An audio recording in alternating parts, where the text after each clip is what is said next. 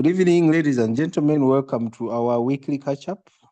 Today is Thursday, the 18th of September, and every Thursday we do what we call the weekly catch-up, where we discuss topical issues from society, from life, from marriage, from sex, from, anything really, politics. Yeah, so welcome again. We have another interesting discussion, which I have entitled Ambition versus Contentment, okay?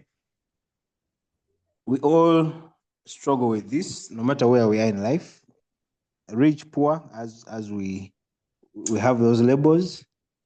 All of us are always struggling with the balance between how to be more ambitious in this case meaning getting more, pushing those boundaries. If you have one business, maybe opening another branch, opening a second business.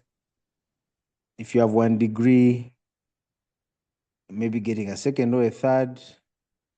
If it's about money, making more money, doubling your income, saving, and and things like that. Versus contentment, which you could say, is being at peace with what you, first of all, who you are and what you have. Trusting the process, trusting where you are in life, because we all know life is lived in seasons. So contentment could maybe be trusting the process, trusting the season, and understanding that maybe in this season of my life, this is what it is, hoping for a better day, but most importantly, having gratitude for what you have, where you've come from, and where you're going. So that battle is always there between the two. So we're here to discuss, hopefully you guys will help me based on personal experiences and other people's experiences, of course. The tension, of course, we are trying to dissolve here is between too much ambition, which can lead to burnout. It can lead to unhealthy competition. It can lead to someone who's never satisfied with anything. They always want more. When they have this, they want that.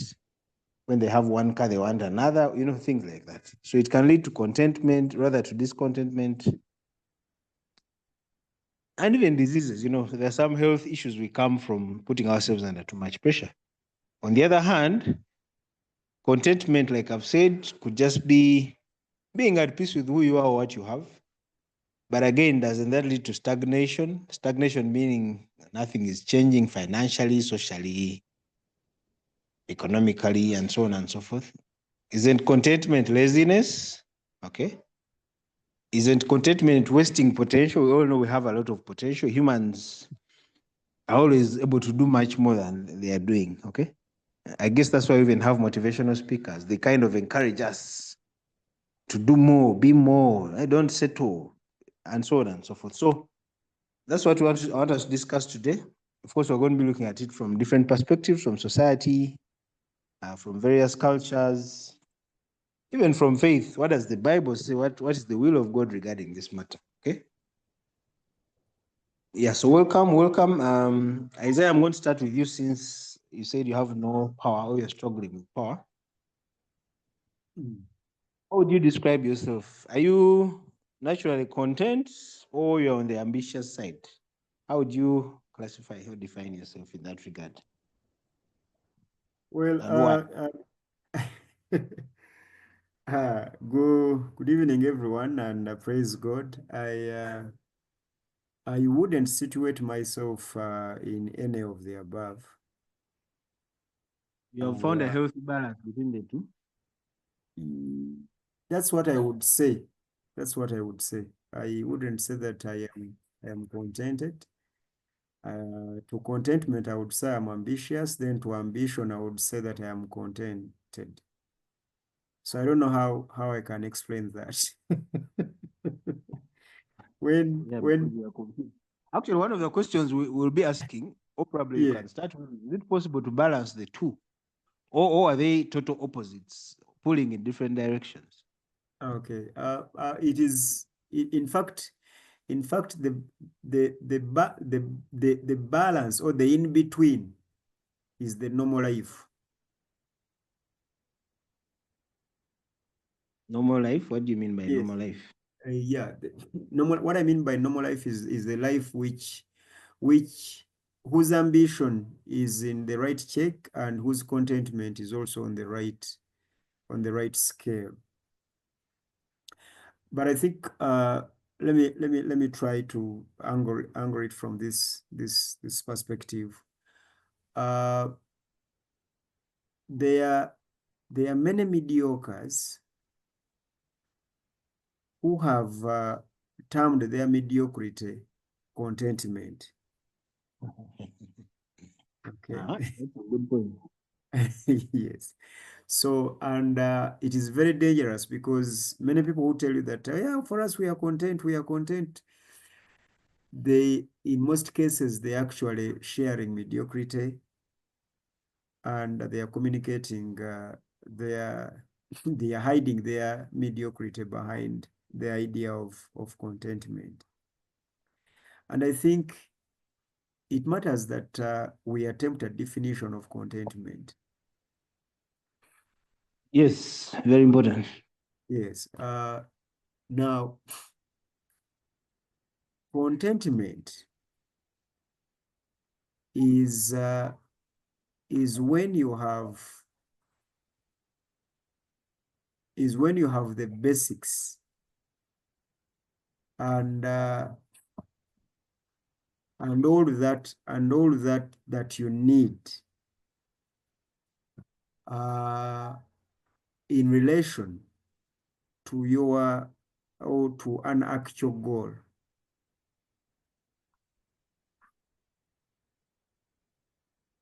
Contentment is when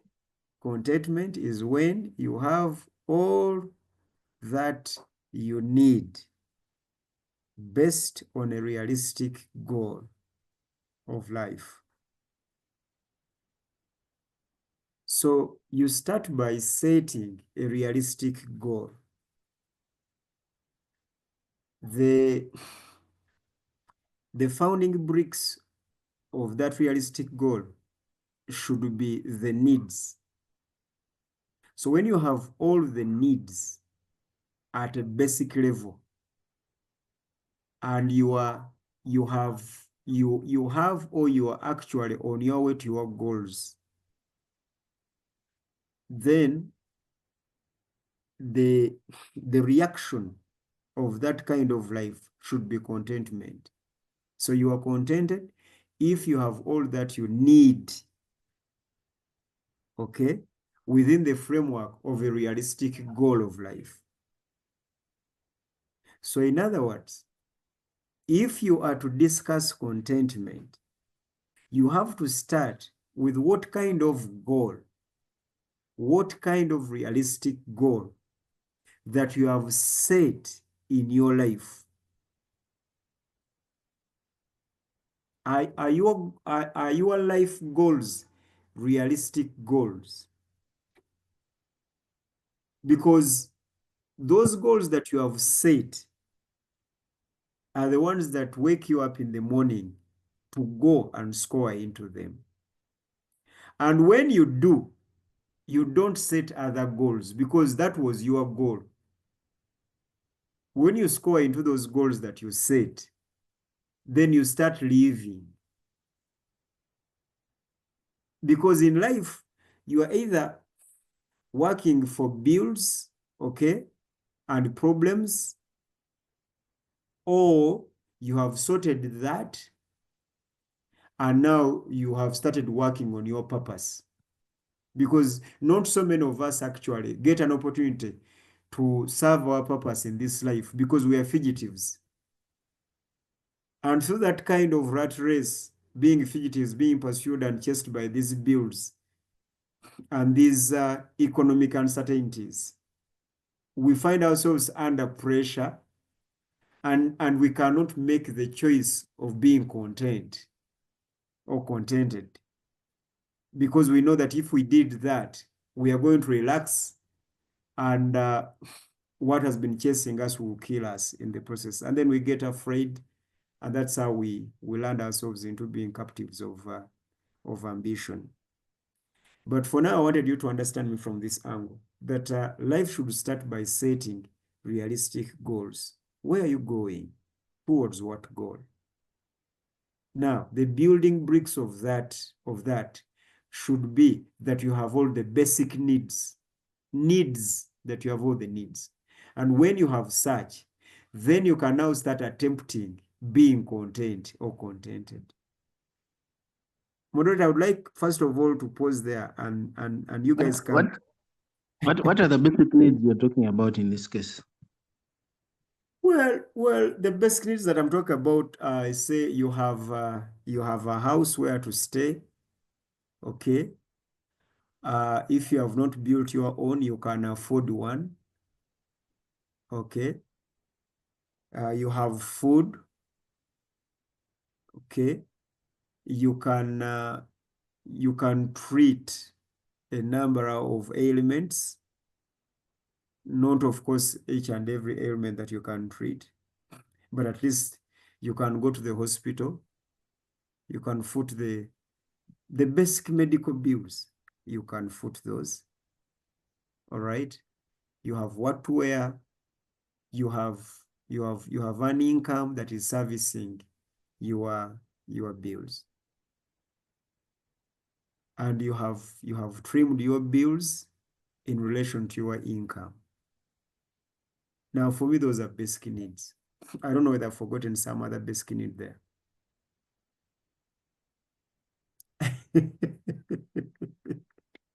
Okay, so you said before you meet those or you have those, you cannot attempt at being content. No, you cannot. You cannot. And in fact, the first thing to do in life is, do you have a goal? What is your goal in life? You see, the reason as to why we work until we are worked out ourselves is we do not have a goal. And these goals keep changing, like our economies in life. And if you are changing like the capitalistic economy, then you will never be content and you'll never be satisfied. And you will never stop until you die. Because there's nothing you are working for. And I can assure you, moderator, and all those who are listening to me, majority of us in this world, we don't have something we are working for. And that's very dangerous, because how can you even start discussing contentment with such an attitude?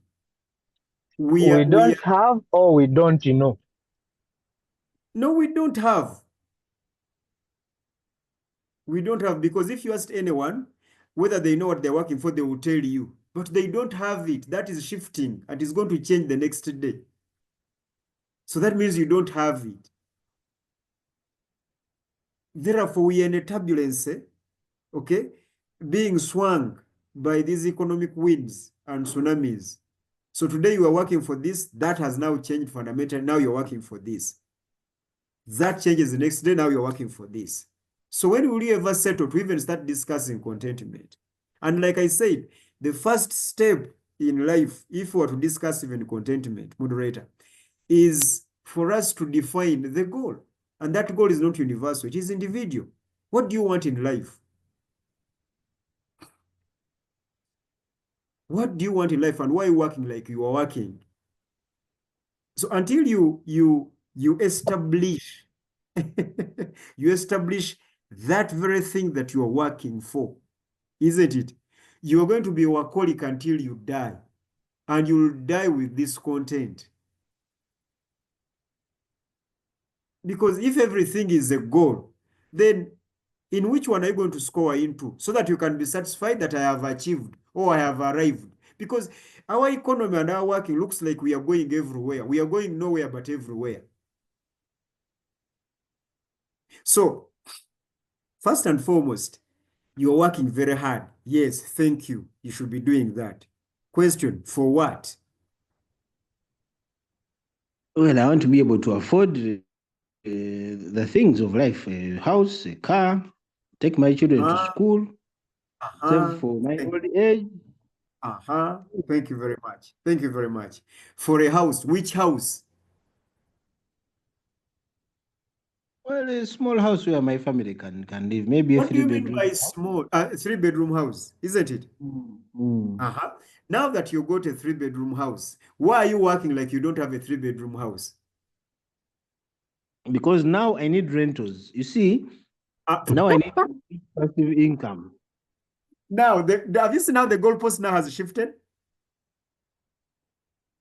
At first, you said you wanted a 3-bedroom house to shelter your family. Now you need rentals. Good. Yes, now I want rentals to get and money. You know, jobs are not guaranteed. Exactly. Now that's the problem. Because by the time you're asking for a 3-bedroom house, did you know that jobs are not a guarantee? Yes, which is why I wanted my house so that no one knocks at the end of the month. You see, that's the problem. These are shifting goals. And we keep justifying these shifting goals, and we keep justifying this shifting of poles. And this is why we will never be content. And when you have rentals, you will need another rental. True or false? True. So what are you working for? Another bigger one. Another bigger one. This is how we get trapped. So we cannot discuss contentment until we discuss goals. Why? Because if we get our goals wrong, we are going to get our ambitions wrong. And we will be ambitious and justify that suicidal ambitions as working hard. But you're actually killing yourself. But if I set my goal of a residential house and now I have got it, can't I set another goal of rentals? But when are you going to start living? Living means when will you ever be content? Because each and every after one goal, you set another goal. When are you going to enjoy the goals that you have already scored into? Because even in a football match, you first celebrate the goal that has entered in the net. True or false? True. But in life is a team of strikers who score goals and do not celebrate. They run to the center to set another goal. So when are you going to enjoy this oba goal? batandika okunenya side eri nti omupiira eruddewo nagwo. You see? Isaiah, yes, Rutemanu. Life starts when you're nine goals down. You don't have time to celebrate the one goal you've scored. You score when you still have more goals. You score and then they are even scoring you. So at any point of time, you never find you're winning in life. You always go down. And we now talk I've about heard that some people say you start off 4-0 down. So Hey. I think when you score in the 80th minute, there's no time to celebrate. You're looking for an equalizer. As you've gone to look for an equalizer, you leave your back line open, and then someone comes and another 3. score you. Hey. Okay. But if you have all your body organs function and healthy, isn't it? How have you started 4-0 down or 9 goals down? I was born in Mombasa. Yes, but you were born in Mombasa. Yes, you were born in Mombasa, granted. But with all your anatomy healthy and sound, true or false? I am healthy, but even I have no food. We even used to eat one meal a day. Let us go slowly. Let us go slow. How do you compare? How do you compare the absence of food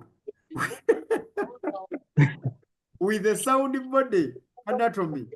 How do you compare? Is malnourished. The organs are going to be I'm going to be malnourished because where I grew up there was even no food. Okay. Even the organs are going to die because of malnutrition. Did you hear that word that you're using? You are going to, but you are not. So you are not born 9 down. So there's this kind of paranoia that is going to affect your goal setting. It will affect your contentment, and it will affect it will mislead your ambitions. Because someone has set a philosophy that you are born 9 down or 4-0. How? People who are born 4-0 are the disabled. There maybe we can start discussing. This one is now born disabled. Therefore, this one is born 9-0, 9 down, or 4-0. But these are capitalistic philosophies that are going to turn you into perpetual servants who will die complaining, but with a handful of all that they have worked for, but they will die sad. There are people who have got 100 million shillings on their account and they are not happy because it is not 101. Because it's And they not are not 200. living. They are not living. They are still working so hard, like they have 0 shillings on their account. They can't even take a break. When you ask them, we are being ambitious. Towards what goal? We are looking at 1 billion shillings on the account. Once 1 billion clicks on the account, we are now looking at 1.5. Towards what? So that's not ambition. That is being abused. That's abuse. It's not ambition.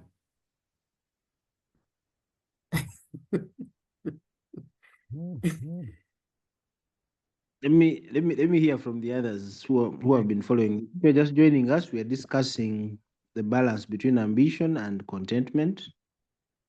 Like I said in the introduction, most of us struggle with this. I'm sure many of us on this call struggle with this. These seem to be two different forces pulling in different directions. Ambition, on the other hand, can lead to burnout. It can lead to unhappiness. You always want the next thing, you know. On the other hand, contentment can look like mediocrity or even laziness. So what we're here to discuss today is how do we find a balance? Is it even possible to find a balance? Yeah, that's where we are in case you're just joining in. So let me bring in who? Peter. Peter, have you been following? Can you talk?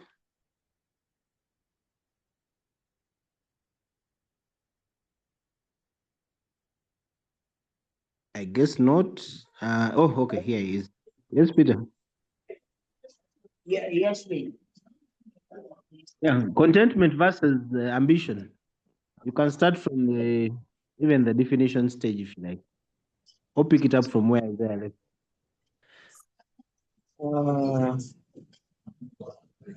I think even our definition of need is seldom universal. It is possible that the spectacles I use to interpret need are different from the spectacles Mr. Sebutinde uses to define a need. For example, I have heard people especially from the urban areas, arguing, in fact, not arguing, they have asserted that driving is a need. To have a car is a need. So you will discover that even our definition of need varies according to exposure, according to environment, and sociocultural upbringing. So there are things that cut across all humanity. Yeah, needs. Yeah, needs are cut across humanity. But when you say shelter is a need, you seem to think that the term shelter is a concrete term to every listener. So, because what shelter? Somebody thinks that the kind of shelter matters. The kind of shelter is a need, not the shelter. So a flat house is a need, to a certain person, depending on their exposure, information, and social culture upbringing, while to the other, a 3-room house is the shelter. So even setting goals can hardly be universalized or standardized. So for me, I think we would like to start. For example, I got a bachelor's degree, and what the degree I got, was it a need? Was it a desire? If it was a need, how come I needed a master's? Or is a master's a need, or it was a desire or a want? So can we have even a constant definition, an unchanging definition of needs? That's still my dilemma. Hello? Yeah, what you have just done, you have justified the sickness. That's what you have just done. And of the two examples that you have given, I'm only going to use one. Gentlemen and ladies who are listening to me, legs, someone having legs and hands, and one having a car. Which of the two is a need to a human being?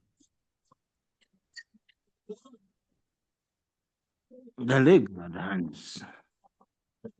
Now, a car, isn't it? Any society that calls a car a need, to the extent of need, by definition of a need, something that you cannot live without, that society is sick. And you see, like I started by saying, the more we get our definitions of need wrong, okay, the better we are going to get our definitions and our goals wrong. And once our goals are wrong, our ambitions will be misled, and we will never be content in this world, and we will never be happy, and we won't even live a purposeful life. I really understand the importance of a car, but that does not necessarily mean that it is something that you cannot live without. No, not at all. So you compare human legs with the car.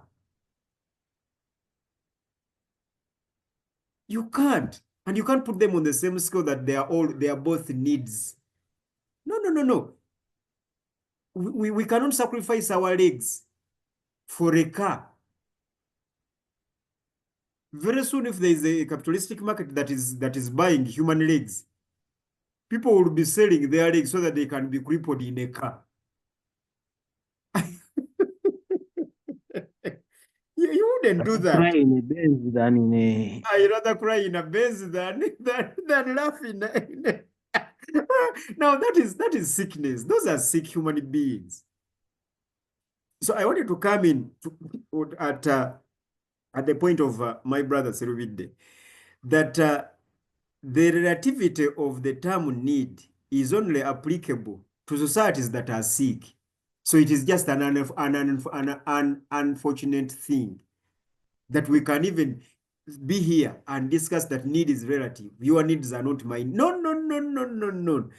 Need, before it was abused to this extent, need is actually universal, something that you cannot live without. It's a need. So I am definitely saying that you should enjoy life if you have those needs. I mean, actual needs. Start enjoying life. Don't work like you are going to die. You have what you need. That's all right. So when Serewide did his bachelor's, it was a need. And he used that because he needed it. Okay? Then he did another degree, because I know he has more than one degree. He did another degree, which also was a need. And these are not needs in the context of that, but these are tools. Tools to use. There's a difference between acquiring a tool to use for a certain task and the needs. If you don't have that task, there is no need of this tool. In other words, do not stress yourself in books if you're not going to use them. There is no need.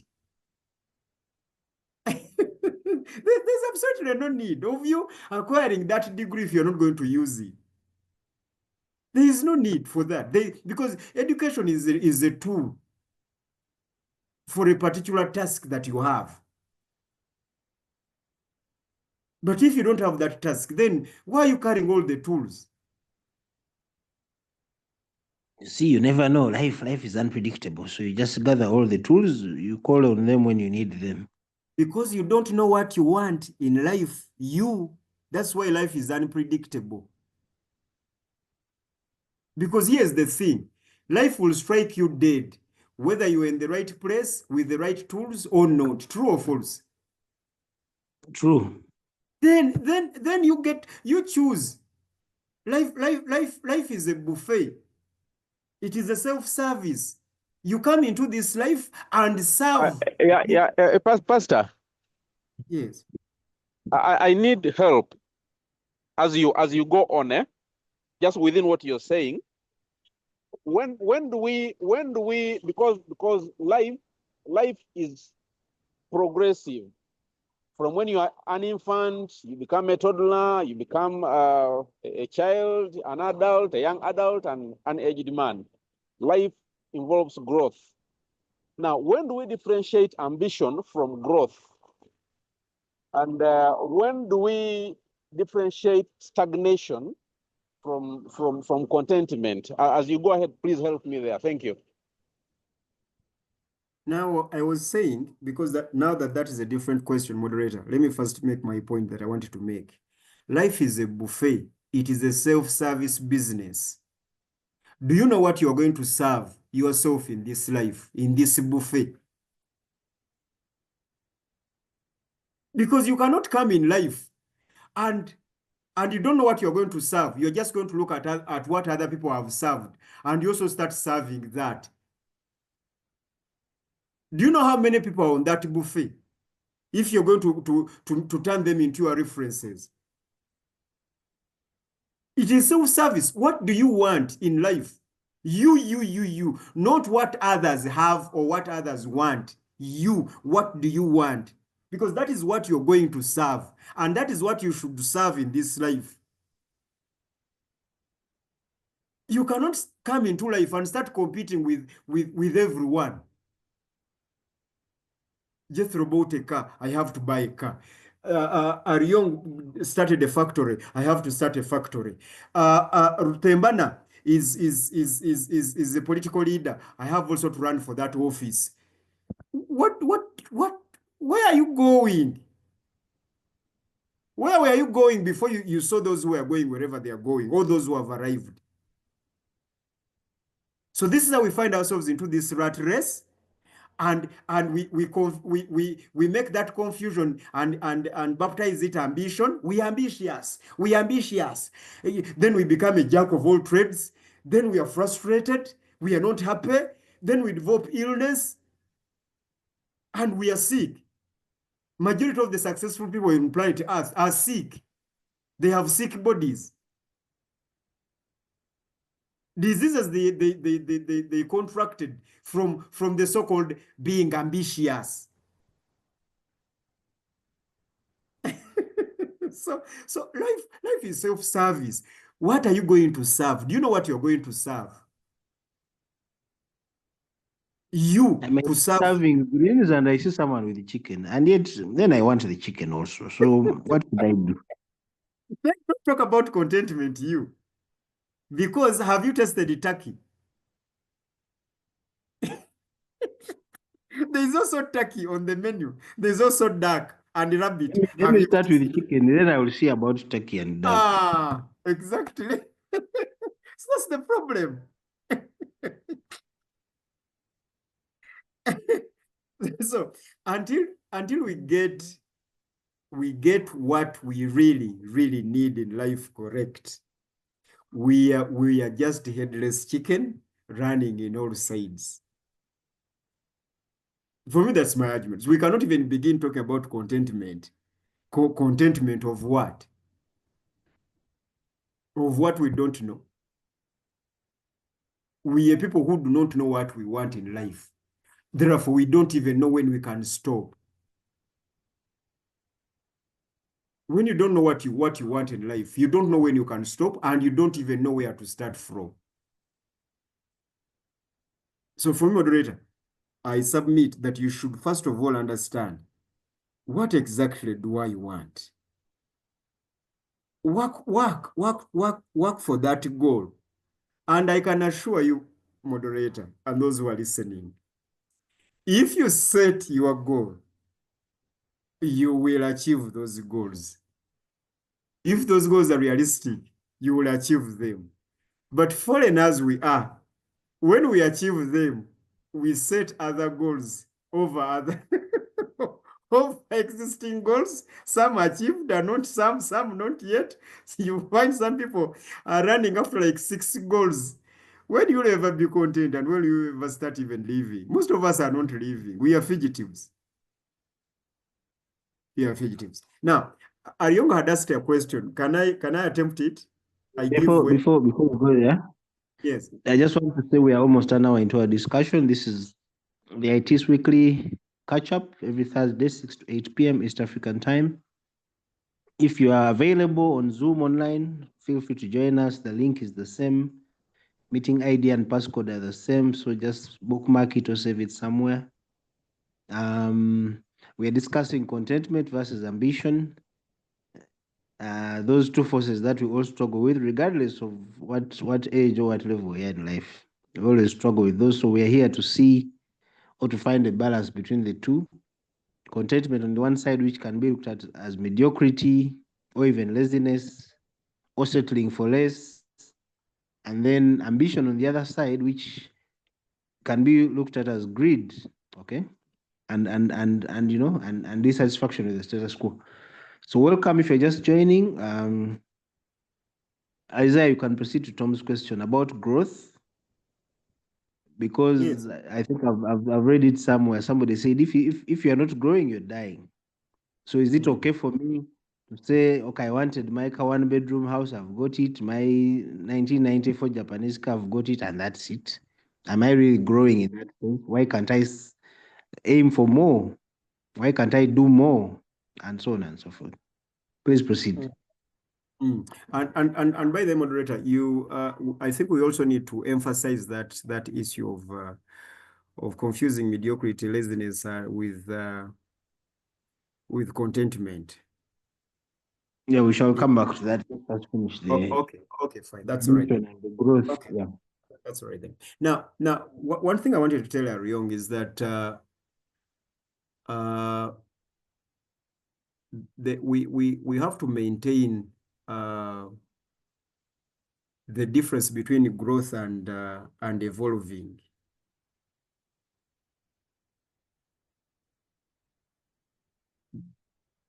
In growth,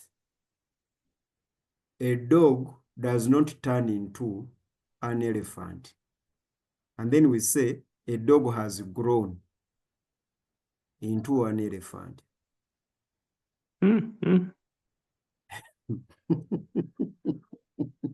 That is growth. But in evolution,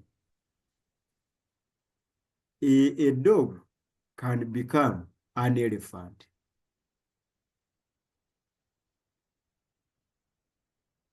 Now, this is why I have been emphasizing that from the start, know thyself, establish exactly what you want. Have your personal definition of a happy life and how you want to live your life. Then grow that. It is that that should grow.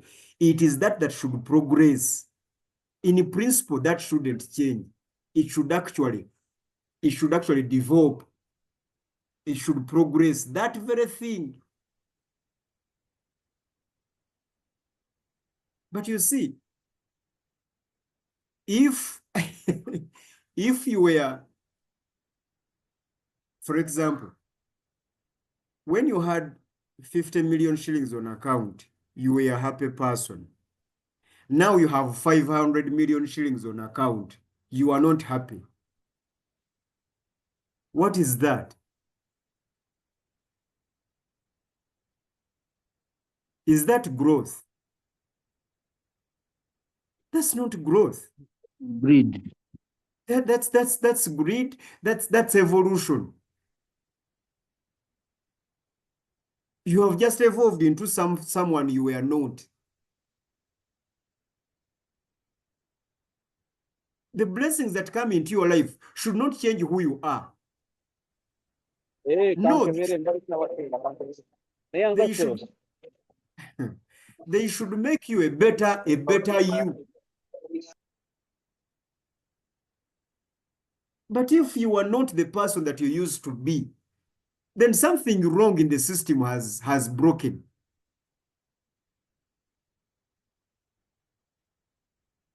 So you had time for your family. But now that you are a CEO of 10 factories, you no longer have time for your family. And then you celebrate that as ambition, you celebrate that as growth. No, that's not growth. You have evolved into a stranger to your own family, to your own children, to your spouse. And you are baptizing brokenness as ambition. Ambitious towards what? Your family is not happy. You yourself, you're also not happy. You are stressed.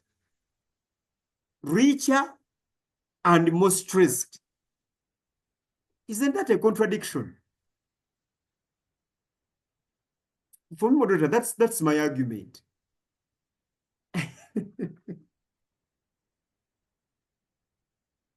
Okay, thank you. Let's hear from the others. Tom, I hope you've been responded to. If not, you can always come back and of course make your point. Peter as well, I think Isaiah responded to your submission. Feel free to come back at any time. Let me hear from Sabutinde. Yeah, you're making noise. Sabutinde, you Muslims, you marry one, then you want a second one, then you want a third one and a fourth one. Is that ambition or contentment? I'm sorry to pick on your religion. Sorry, never katono. Ngena kuja little late. Okay, fine. Now, Omuchwezi, can you talk? This battle between contentment and Hello? and ambition, yes. Yes, Jet. Can you really say you're ambitious without being dissatisfied at heart? You see, 2 months. Ambitious is sake. Now, in life, sometimes experiences can change the course of your life or how you think and the perception you have about certain things. 2 months ago, I would speak like Isaiah, but right now I would defy a bit because the responsibility that I have and the work that I've taken on, I don't think I can catch the step. And just because of the change, the fundamental change that happened in my life has made me to think about it in a different way. So, how I used to think that you're supposed to work, retire, and then forget about certain things. Now the responsibility has shifted my thinking to something else. Because now I cannot just become that person who is laid back, and I just take life that just do your part and be happy with that. There's a lot of responsibility that is calling because of the position I'm in right now. And I'm going to also relate that to some people. Their actions are because of the experiences they have in life. That life keeps telling them, move, continue moving, continue moving, continue moving. Eh? Now, for us, when you decide, you can discuss and say, why doesn't Museveni retire? Why doesn't Museveni go away? But the environment or the situation that he's operating in probably is not allowing him to just retire. So every day he has to keep moving, he has to keep moving. I used to ask myself, why does Wavamno at 80 years still has to work? Why does Museveni still has to continue ruling after 40 years? Eh? But just this small experience I've gathered, I think when you're in a certain situation, then somehow there's no room for stopping. You have to keep moving. You have to keep moving. Yeah? So me, I will speak from that perspective, saying that I think sometimes our courses of action are not necessarily our own making, but somehow environment keeps you to continue moving, and we think that we are greedy or we are not getting satisfied, but there's a rope in our necks that is pulling us to a direction, probably which may not want, but we have no choice. We have to continue moving in that direction. That's what I can say. Thank you, Pedson, for being in that angle. Actually, it reminded me of a certain guy I told you here who had retired, the parent at the school where I take my children. He had calculated his income, over the next so many years, every month he earns so much from passive investments and so on and so forth. And he retired. So I met him recently and asked him, hey man, how is it going? He said, man, something happened that I would never have calculated. I lost a sister and she left me with 3 children. Now those ones are affecting my budgets very seriously. Because in his calculation, he was only budgeting for his own children. Now he has his sister's children to deal with. So I guess the point Pedson is making and the example I'm giving, we're trying to make is there are external factors. You may want something, Isaiah, you may say my one room is enough, my bicycle is enough, and then other factors where you have absolutely no control, throw circumstances at you or issues at you, which will force you to get out of that comfort zone. Previously, you're looking for food for one person. Now you have your late brother's children who need food as well, and things like that. What would you respond to that? You see, I guess I'm going to be the mediocre in this call, but I like and I understand. I understand if I'm labeled as a mediocre on this call because I know where we are and I understand our situation. But I like the examples that both of you have actually used. And like I responded to Professor Selwyn earlier on. We are so deep in fallenness that we even we justify sickness as a standard, as a frame of reference, which is very unfortunate. It is sickness for a man like my father, President Museveni, of over 80 years, to be clinging on power. So the brother is just sick. Let's not even waste time on that.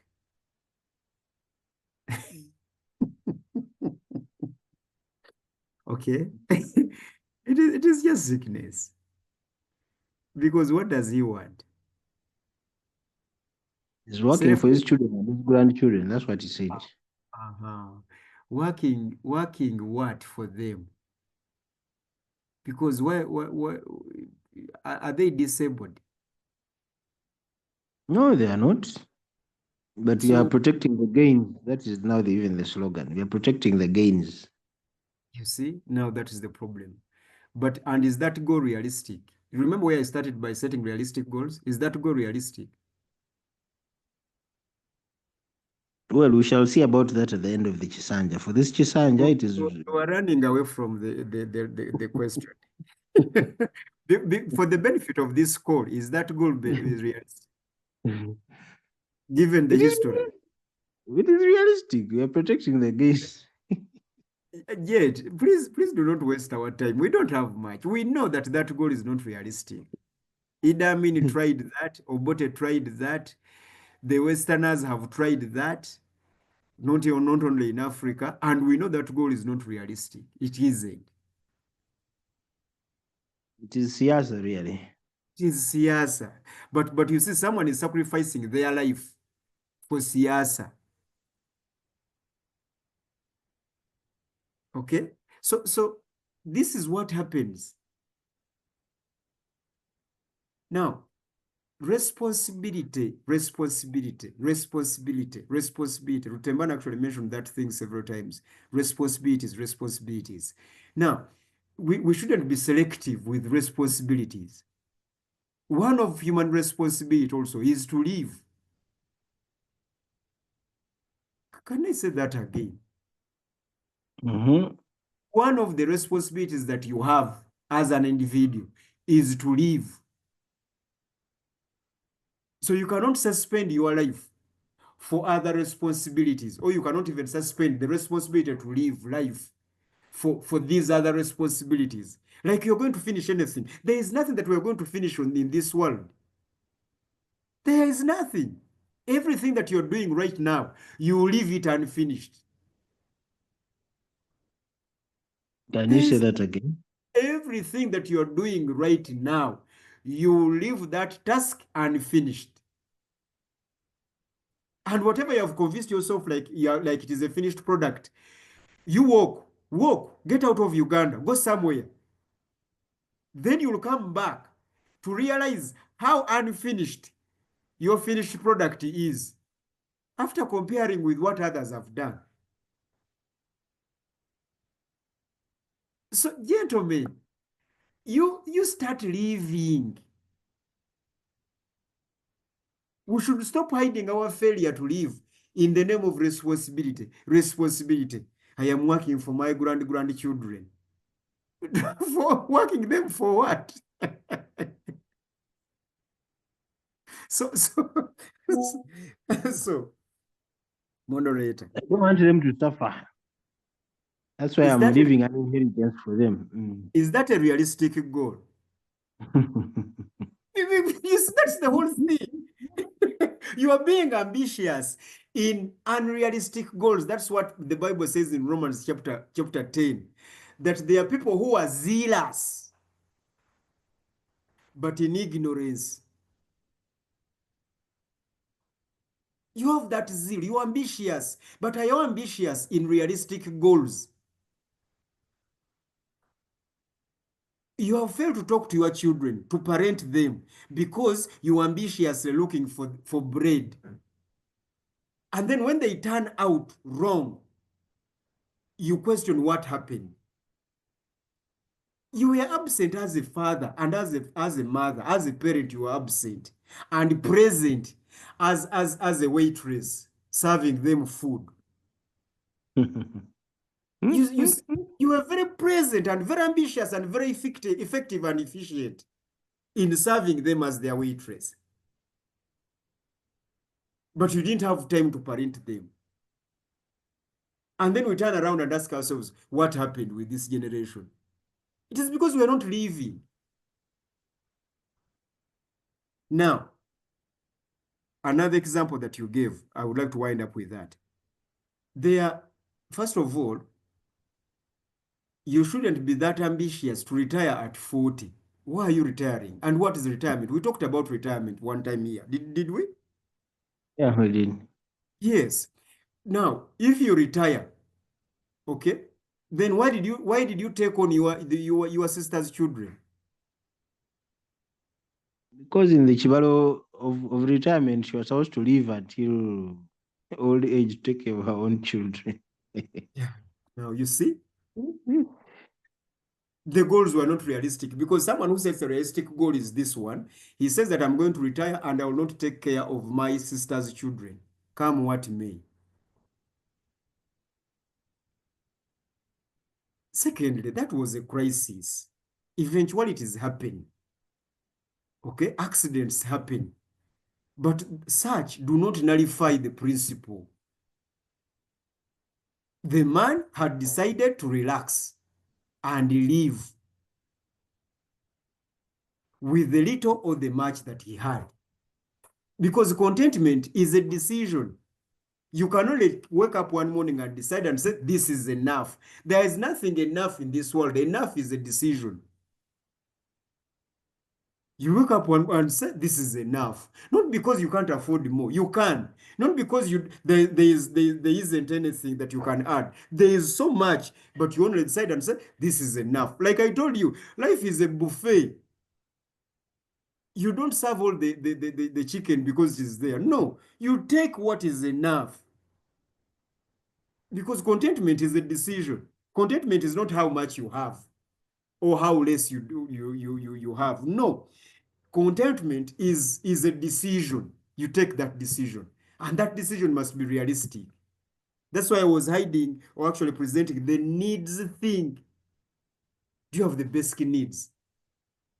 Ah, well, I wanted a 3-bedroom house, but now I want a story building. Once you get a story building, I want a story building, but I want a basement. You go into the basement. Well, I wanted a basement, but now I want like one in Gaza where I can walk underground and get out from town. Towards weight end.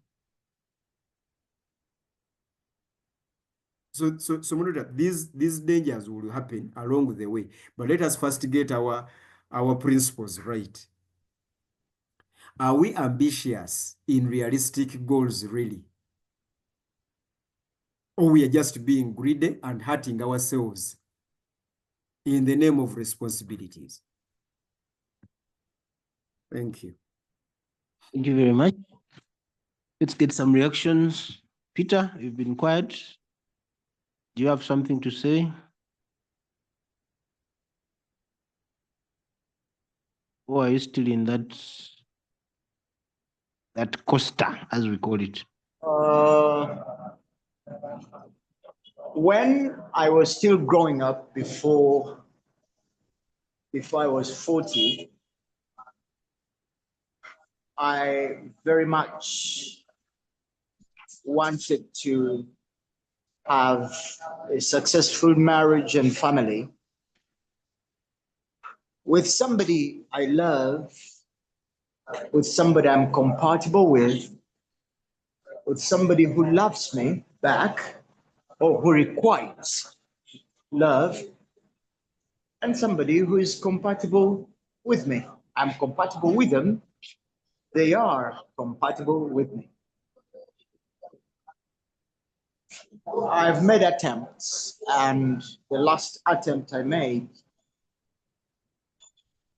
has not been successful to date. How realistic was my goal? Was the goal I set need-based? Now that I'm not yet successful at 41, should I reset the goal or abandon it?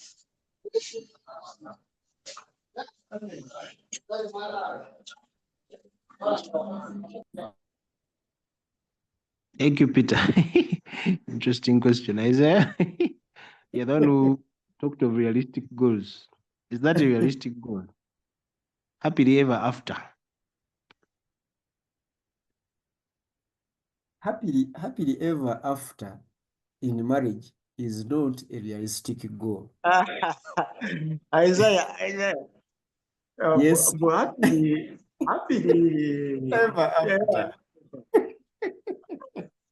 Happily ever after in marriage, in the affair. Yes, in the affairs of marriage is not a realistic goal.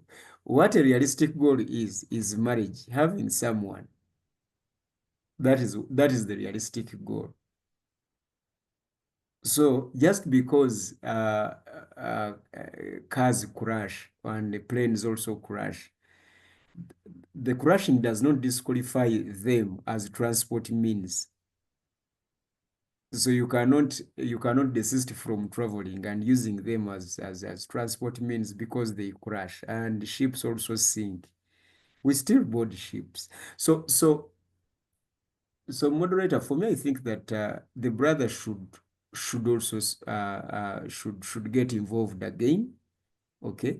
Because the goal is it is not good for man to live alone. All right? So he should try again. Now that he has learned why the previous ones failed, now he's growing. That is the question that Ariong asked earlier. There's this whole thing of growing also. I am very sure now he has grown. He has grown in matters of who to choose, how to choose. He has grown how to live. He has grown in the sense of who to live with. Okay, I'm sure the next thing will be different. I have not said it will be better. It will be different. Because it's a realistic goal. And we are discussing a need here. A need. Something that a man cannot live without. A man, a functional man. So that you need so much. Now, just because something failed does not mean that even in the beginning it wasn't a realistic goal. I mean, depending on any situation. For example, a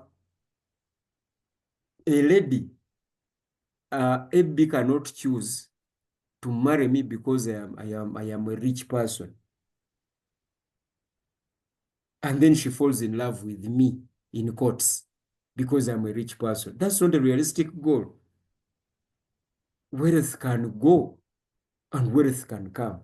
Abby should choose to marry me, not what I have and what I don't have. It's me. The realistic goal is that he's going to deal with it. She's going to deal with this sinner, come what may. Ha ha ha ha ha ha. Naseka ki? Omuntu alabye n'akasiraamu kano. Oyogera ebitategeerekeka mu ggwanga banna. Because Eddie believes that all women are after money. And all women, and we are telling women who are after money that money is not a realistic goal. Just steal the money and go, but don't get married. Because it will vanish. Or if it doesn't even vanish, by the way, you will get the money and hate the man. And By the way, yes. ndi mu kkooti omukazi ayagala ku byabugagga. We. Kale yali alowooza lumala okumfuna sente azifunye.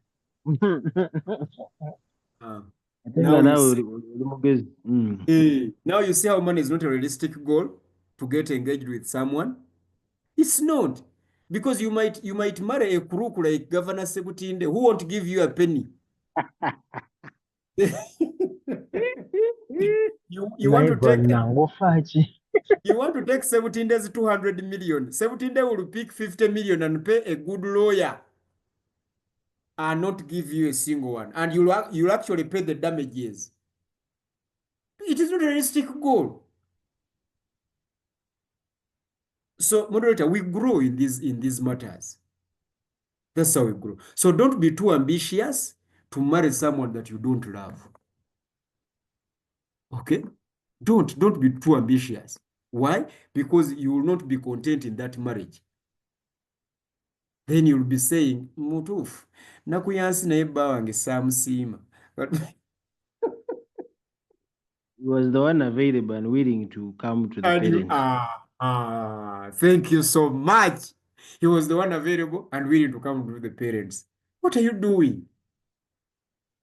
That is public pleasing, which is going to affect you, and you'll be frustrated in life.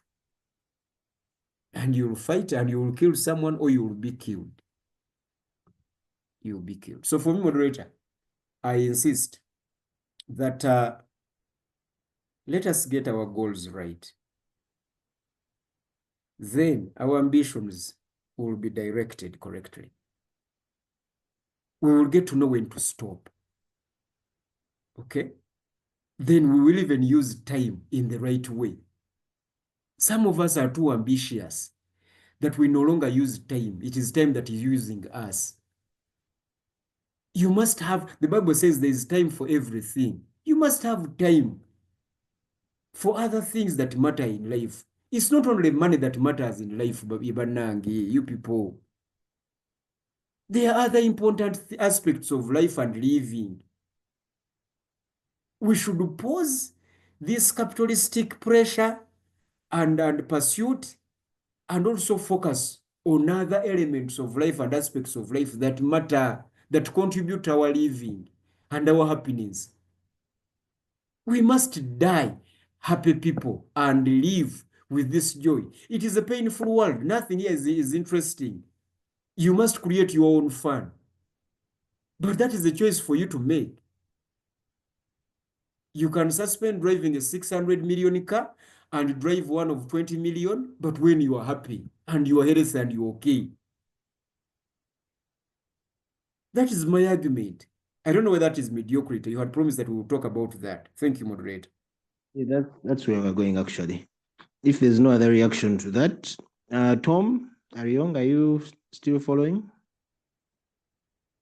My mother, Abby, Yes, you're quiet. I am following so. Okay. My mother, Abby, are you there? Are you content or are you ambitious? I'm always in Abby's inbox and we're discussing different things. Anyway, okay, if there's no other comment, let's go to the other side now. We've talked about ambition and how many times it can be misplaced. Actually, it can many times lead us into even a crash because of a misdefined need or problem that you're solving. Now, let's go to the opposite side of contentment. Now, content people are looked at as lazy, okay, or mediocres. I was speaking to someone maybe last year, someone who's very ambitious. I know they're very ambitious. They have land, they have what, they have all these things. They have the tools. We call them tools. So I was asking, much younger than me. I think he's 10 years younger than me. So he was asking me, so have you saved up for retirement yet? I told him, no, I have not. And he said, the problem is now, you see, your age now, when the energy has reduced, what are you going to do, my brother? Because for me, in another 5 years, I want to retire. Now, these things that I've done, but for you, I don't know how you're going to do this. I told him, but do what? My children are in school. For now, I can afford to pay for them and what. So, but how about later? Now, what are you going to do? Anyway, what I'm trying to drive at is, again, the quotation between the two ideas. So, why is contentment called laziness or being unambitious?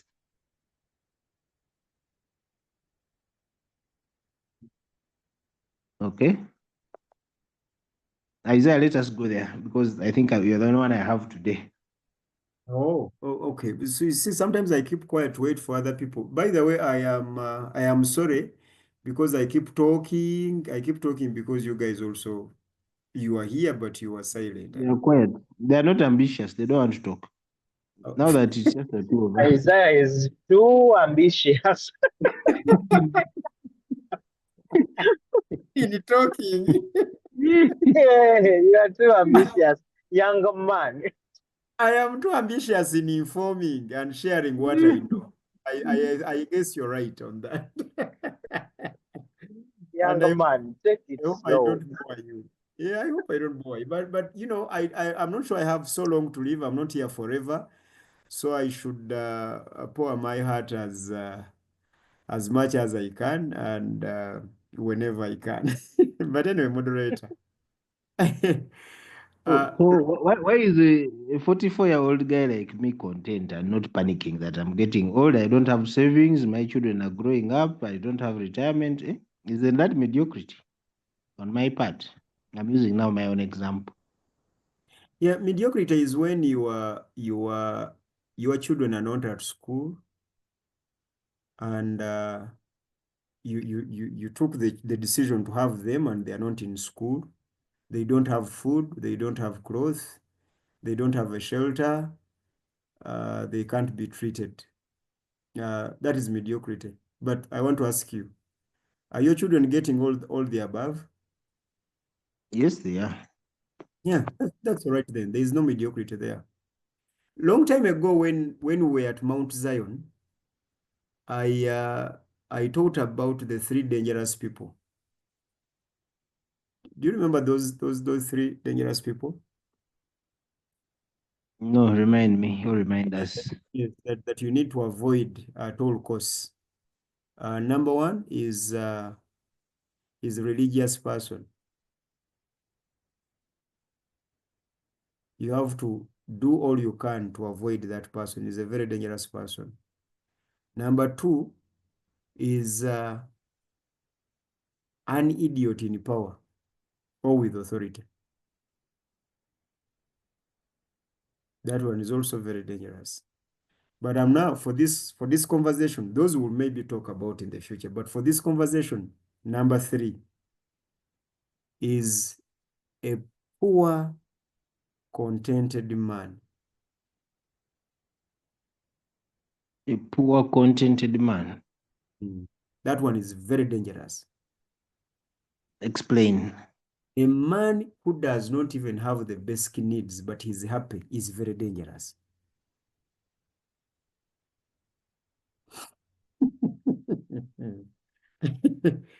A man who should be worried. Yes, a man who should be worried that this ABC is Does not a around. poor man have the Yes. right of getting Yes. contented? How is this guy speaking without his microphone being switched on? He doesn't at all. He doesn't. And that's why when he is contented, he's very dangerous and you need to avoid him as much as you can. So, moderator, in the Bible, laziness and mediocrity is a sin. That's why I normally tell you that poverty is a sin.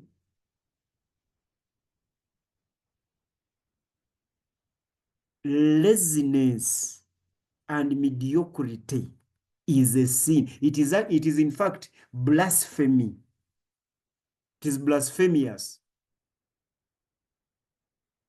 So when we are talking about this contentment, we should be very careful not to confuse it with mediocrity. A Christian, the Christianity is founded on 2 principles: work and worship.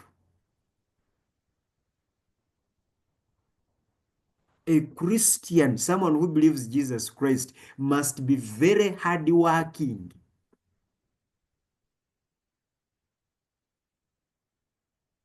So for it is a contradiction to be a Christian and lazy at the same time. It is a contradiction to be a Christian and needy at the same time. That is why when a Christian is in need, we have that kind of anxiety. We go into fasting and prayer because we know that this actually is destroying who we are and our identity. This is an attack on our relationship with the rich God. That's why we Christians are opposed to poverty. We look at it as a sin. We are even opposed to laziness. In the wisdom writing of the Bible, the wisdom writings like the book of Proverbs, the book of Ecclesiastes, and Psalms, those books actually, they often mention laziness and castigate it. I used to belong to a certain religion which considered poverty to be the same thing with spirituality And righteousness. and righteousness. Satan, right there. So they would appoint people in offices. Then they had, like, I want to give you 2 examples of departments in that religion. They had the Department of Development. When it came to appointing someone into that office, they looked for someone who had money, who was progressive. They appointed that individual to be the head of that department. Now, when it came to evangelism, that office was always given to someone who is poor, financially stricken and hurt. Someone who looks bad, who is always in the Bible. Yes, that's the person that they gave that office. And then when I asked them why, they said, you see, he's spiritual. He's spiritual. This religion was communicating that being Devoted. Yeah, he's devoted. Being spiritual and devoted to God's matters is one and the same with being poor materialistically. That is wrong. Long ago, I think it was the Catholic Church and I don't know whether also the Anglicans did it, where the ministers had to go and say a vow of poverty. I will die poor, but standing with my God.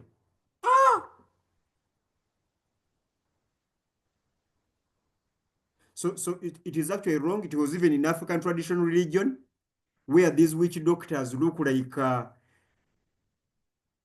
orphans who have been thrown on a dusty bin, and they are the ones who are going to make you rich. You look at a witch doctor who is going to give you a Prado, the way he looks like, and I shudder. Then when you ask them, why don't you look healthy? The gods refused. The Christian God said, I have come that they may have life and have it abundantly. The Christian God, this month we're teaching about biblical wealth.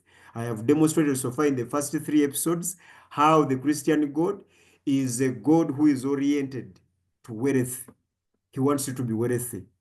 And he wants you to enjoy it, not only to be ambitious, but to enjoy it at the same time and look like it, because the Christian God is obsessed with beautiful things. Kale So- singa obadde omanyi obusiraamu kye bwogera awo wandisomesezza bulungi. So katanti kati gwe oli ojja tusomesa. So moderator, laziness is a sin. Settling for not enough, for less, is mediocrity. And mediocrity is blasphemous to God. It is blasphemy. While we are careful, okay, not to confuse obsession and captivity with ambition, we must be careful not to confuse contentment with absence and lack. Thank you, moderator. Now that we have gone into the will of God, allow me to read Philippians 4, 11 to 13. Yes. This is an argument he's making, but verse 11, I'm not saying this because I'm in need, for I have learned to be content, whatever Yes. the circumstances. I know what it is to be in need, and I know what it is to have plenty. I have learned the secret of being content in any and every situation, whether well-fed or hungry, whether living in plenty or in want. I can do all things through him who gives me strength. What is Paul saying here regarding our topic? What Paul is saying, I am going to jump on his bus. What Paul is saying is what I said earlier.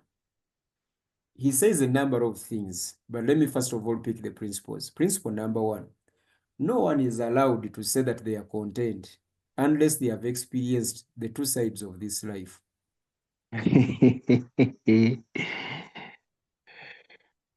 For I have learned to be content. I know what it is to be in need, and I know what it is to have plenty. Pause So, there. Yes. so neither the poor nor the rich qualifies to say contented unless they have been to both. Because I told you, Yes, because I told you earlier that content is a decision, it is a choice that you make. Can you mute? So it's like Because I had said earlier that contentment is a choice and decision someone must make, isn't it? For you to make that decision, you must be conversant with the two experiences of life. I normally tell the ITiS people here, and they laugh at me. Me, I was born in Bogorovi. Okay? And where did you go for your nursery and primary? I went to Bogorovi Flats Nursery School. I did my shopping in Middle East. You see? Even MB has admitted herself. That is how scandalous it is. MB, my maternal home was in Giza Giza. You go and ask people in Bugorovi what Giza Giza is. That's why MB has refused. she can refuse because you see, it is by the grace of God that I'm here associating with you. I don't even know where you were born, you guys. So,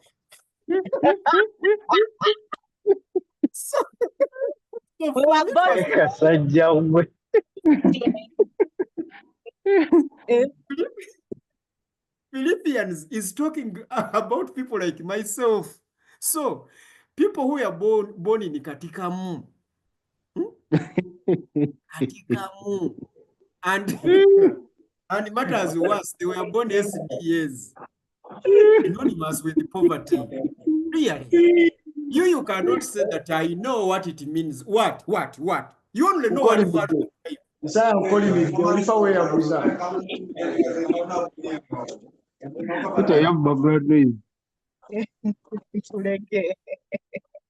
You only know one version of life. You cannot associate with Philippians chapter 4. Isn't it? So, woe unto us. Sometimes, ladies and gentlemen, this is why we encourage parents. Give your children, okay? If you can afford, give them everything good they ask for so that they can get an experience. Not that they might become licentious and, gluttonous. No. Give them whatever they ask for so that you are creating an experience for them. Amen? So that they can speak like Paul, that I know. The reason that's why Paul says that was because Paul's father was a rich man who bought even the Roman citizenship. That's why at one point when they were trying to kill him, he told them, how can you even dare slap a Roman citizen? They said, are you a Roman citizen? He said, of course I am. Because he was, and he wasn't lying.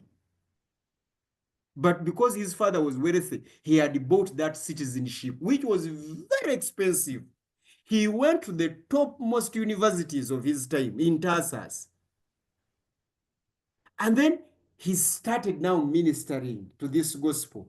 And he was not a Pentecostal pastor. He was a Christian pastor who did not have anointing oil for sale so that he can fly a private jet. So,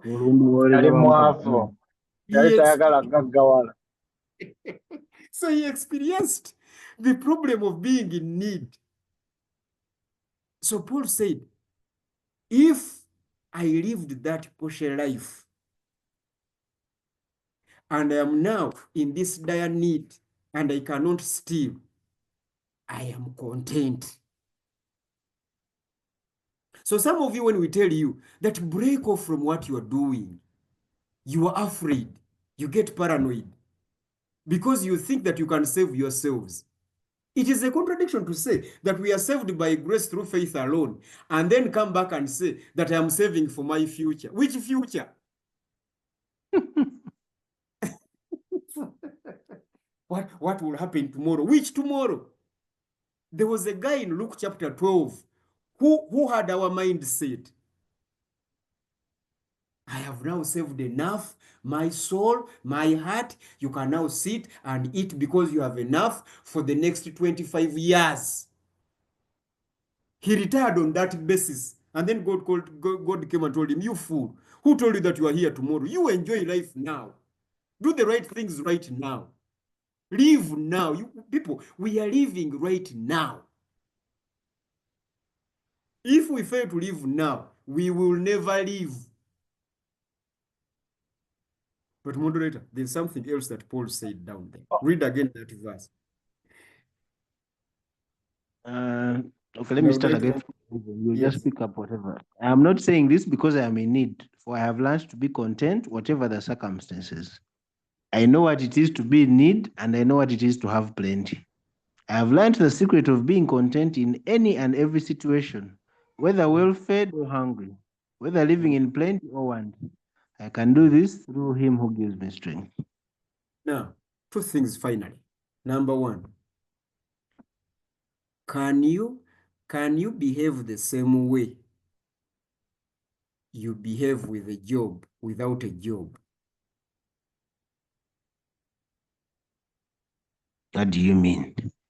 When I have a As- job, I can go to the bar and I buy beers for everyone. So what are you saying? Exactly. Good. Now, why do you buy beers for everyone when you have a job? And why don't you buy beers for everyone when you don't have a job?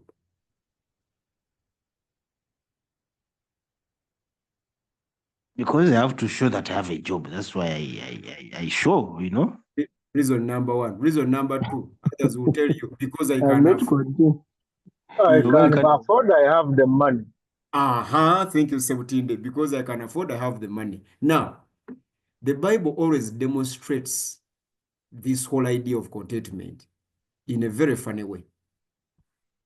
There's a man who went to a widow and asked her, do you have food? She said, we have nothing. We only remain with this portion and we're going to eat it and die with my child.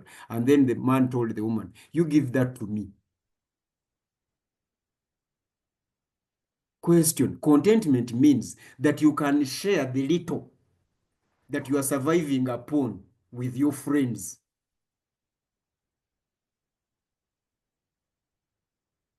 Because you know that if it is not enough for you, it is still not enough for everyone. So let us share, all of us. You are content.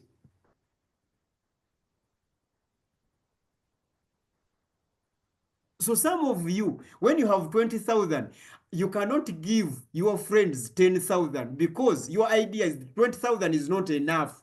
But let me ask, is it enough? No. So why can't you share it anyway? Since it is not even enough. Has anyone picked the logic? Yeah. The reason as to why we are selfish and we don't want to share, it is because it is not what? Enough. Enough. Now, how much is enough?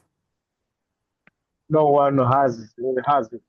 Exactly. So why don't you Because share? Elon Musk is still working. Thank you.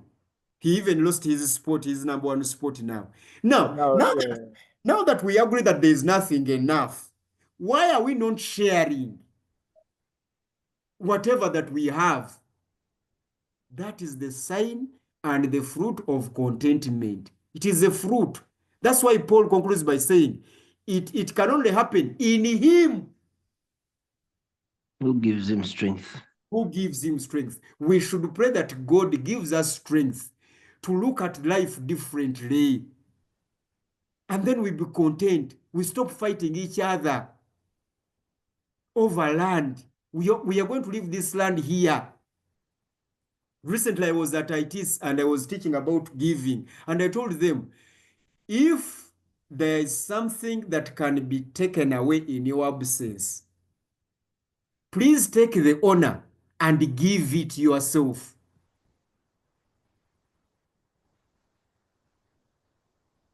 Because your house will be taken by another person when you die. The same is to the, Isaiah, emotoka yo bagamba temugivugiramu mulambo. Motoka temugivugiramu mulambo ejja kwonooneka. Baleete tipa. Oba funeral service. kati ojja kufa gwe kennyini nnyini bateekemu omulambo gwo mu mmotoka ye tagendamu mulambo. So you start putting in their dead bodies because your dead body will be in that car that you don't want a corpse in. Take the honor. Take the honor. Your shoes that you don't want to give out and share with others will be given away when you die. So give it. Share. ate mukazi wange Be content. ate mukazi wange Moderator, my time is up. Thank you very much. Sebutinde Oyo bajja ye mutwala. Otwagala tuwulira bajja kumutwala. Even that darling wife of yours will be what? share Do not share, but She will be taken. She will be taken. Sebutinde. will be taken. Will be taken. Emphasis. ayagala okufa ajenga azunga.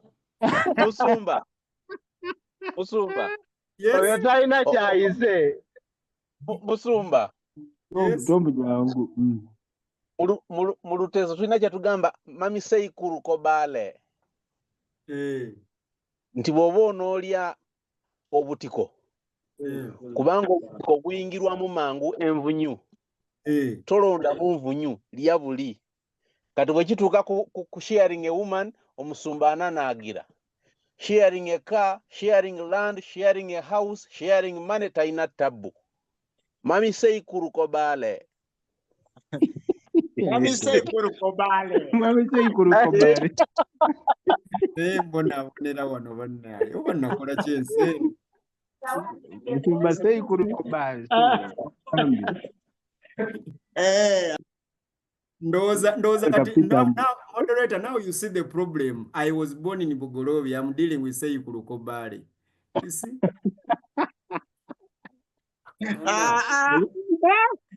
Tosobola kobaale tosobola. Olumba bateesa sebo olumba bateesa.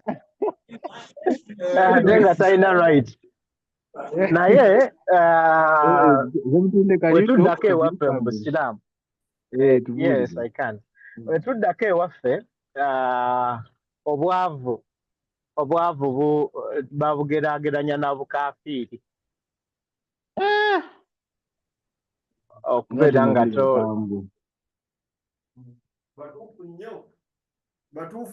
batuufu nnyo abasiraamu toyagala kulembedde bw'aba alwawo ng'aluddewo otambula n'ogivaamu eswala ogenda okole oba munfuna kulembera eswala alwawo ng'ogivaamu n'alwawo n'asoma n'agira n'asoma suula n'asoma eri nga gwe oyina ky'ogenda okukola genda ekikole era muviire kubanga batugamba mwanguyirize eswala mugende mukole ebyo mugende munoonye eriziki y'oku nsi ekirala njagala okubagira Babasabenzide basiiba ku kanisa. gwe Peter tokotwalize muli obusobezidde katikamu ne batugamba nti tukolerere ensi eno ng'abatali givaako nga tunoonya eriziki yaamu ate ne batugamba tukolerere eggulu ng'abagenda enkya oba mukifunye nnyo ku nsi kuno tukole ng'abagenda okufiira obutafa however tukolerere eggulu ng'abagenda okufa enkya kitegeeza kyamakulu nti live ku nsi beerako ebyoku nsi bikole ku nsi biggwe leka ate kwerumya nnyo ate biki naye ate neggulu olikolere ng'agenda enkya nti tewali kyogenda nakyo ate waffe biralamu tolina kyogenda nakyo engalo naye ziba zefunyiza bazikebera ki ekirimu because you're nothing tebakuziika na njala tebakuziika na nviiri tebakuziika na pini sijuyi biki wacha omukazi bakuziika mu ssuuka 5 omusajja essuuka 3 kulaga nti byobadde okolerera temulibyo however byolese ku nsi tugezeyo abaana biki obulamu bwotalivinze you are accountable era we believe nti olina okuwa accountability at the end of it all ku lunaku lw'enkomerero so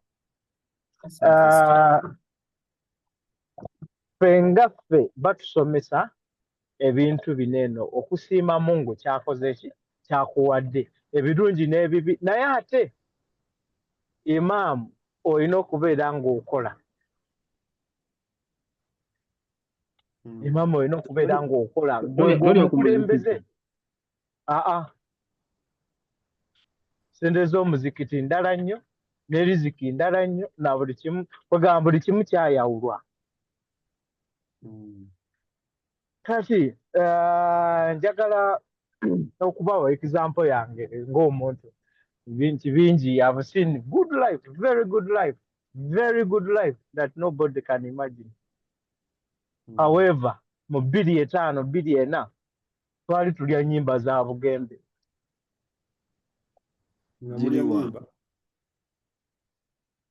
yero yesu simanyi mbuuka n'enzina manyiyo gye yanzijana gye nayigira ne vaasi eri eno mu kifo kya Bible yagula kondo obutamanya kusinza so nga ze tubeerako mwoyo atusaasire ng'obunaku bwe tuliko ng'obunaku bwe tuliko tubeera mu kuwuliriza ebyo nga n'atukulembedde naye musiru muzibu takola abeeraawo kusabiriza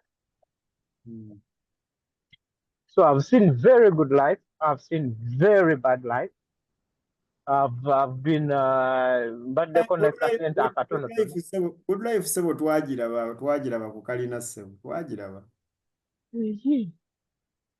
tolumba kugesa wange wamagenda mu maaso eti tewaliyo sebo eyo embwa yatumanyira n'okubaayo teyaliyo sebo ng'eyagala tulabe good life asiriwala si bituufu ndowooza mujjukira we twali tutandika meetings zino eno nali mu mining oba mujjukira nali mu zaabu jjukira Mubende nga bakuyiribya nenvaayo not because tewaliyo sente there was a lot of money but my business partner omanye ekigambo kye yagamba I'm doing this business as a hobby nagugifiirako man that was my life you know I was earning a very good amount of money very good teri ndowooza musawo yali azifunyeeko oba mu abasomesa oba kale gwe musumba ozifuna kuba ozifuna ku Sande naye abalala but nalekawo omulimu ogwo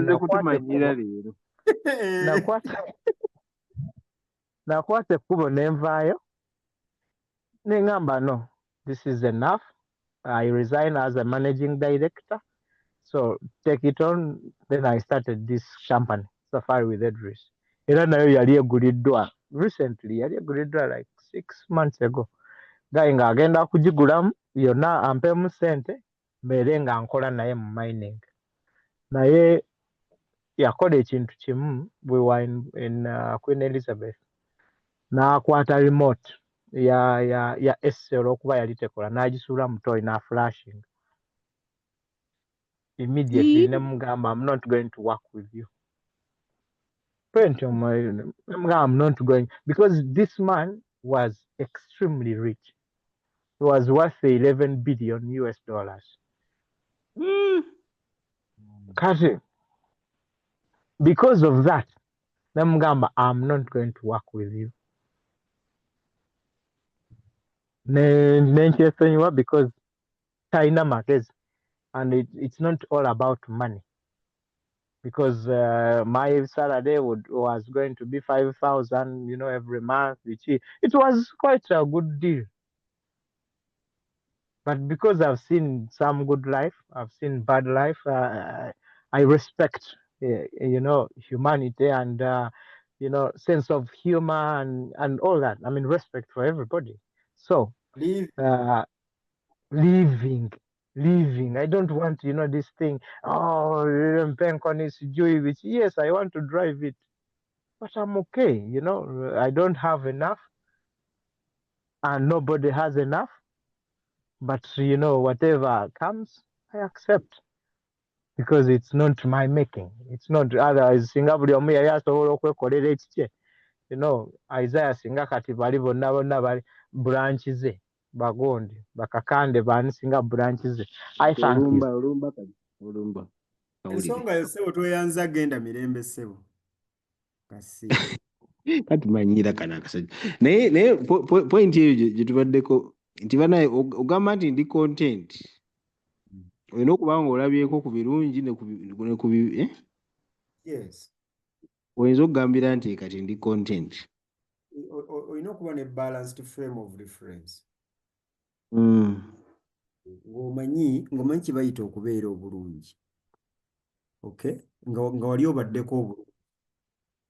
Oba kale nga wali obaddeko obubi. Oli mu bulungi kale naye wali obaddeko obubi then olyoka kubanga let me tell you something. Abantu abali mu bintu ebirungi nga tebeebaza ekibagaana okwebaza kwe kuba nga tebamanyi bintu bibi. Okitegeera? Kakati ate abantu abali mu mbeera embi nga tebalina ssuubi ekibajjako essuubi kwe kuba nga tebabeerangako mu bintu birungi. Oba ekigambo ekyo banange mukitegedde? Kati tosobola kusuubira kintu kirungi kuddamu kubeerako kuba tekikubeerangako. Oteeka okuba nga obaddeko awalungi n'ovaawo bw'ogenda wabi obeera content ogamba nti ne kino nakyo kijja kukyuka. You know, so you have to have that balanced view of life. Olyoka obeere content ebintu ebimu olyoka obisaleko oga nti kino kireke, omulimu guno kangulekere awo kangende kati nkolere abaana ba. Waliwo omukazi wano yafa yali MP w'ekibuga eyo kumala ebbanga ddene nnyo naye nga mukazi w'amaanyi nnyo baali ne mu Constitutional Assembly. And Bigirwa Bernadette oba ono bamuyitanga Kalemba baka something like that. Omukazi w'amaanyi nnyo mu byobufuzi bya Uganda wano. Omukazi nga constituency ye ekyagala n'okumulonda naga nti ndekedde awo. Ne bamubuuza lwaki olekedde awo nga constituency ye ekyakola naga ngenda kulabirira abazzukulu baana bange baafa ne bandekera abaana kati ngenda kubalera. Ngenda kulera bazzukulu. N'ava mu elective politics ng'asazeewo obusazi. Who does that? She decided to go and live. N'agenda abeere wakuza abaana passing on values. So sometimes you have to break off intentionally. Nonga zino sente zimmala bwe zitammale nabeera abadde waakufa sibadde waakufa. Era ajja kufa.